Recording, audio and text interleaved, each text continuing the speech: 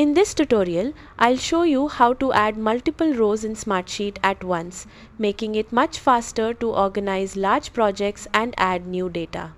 Start by opening your sheet and deciding where you want the new rows to appear. To insert multiple rows at the same time, hold the Shift key and select the same number of existing rows as the number of new rows you want to add.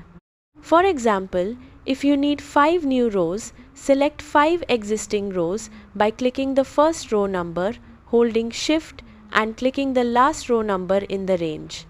Once the rows are highlighted, right-click anywhere within the selected rows.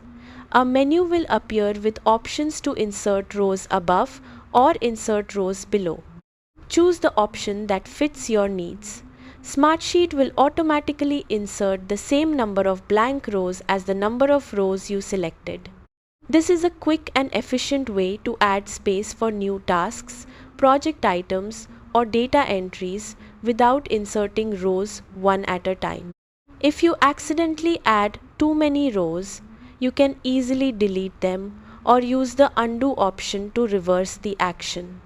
That's how to add multiple rows in Smartsheet. Thanks for watching, and I'll see you in the next tutorial.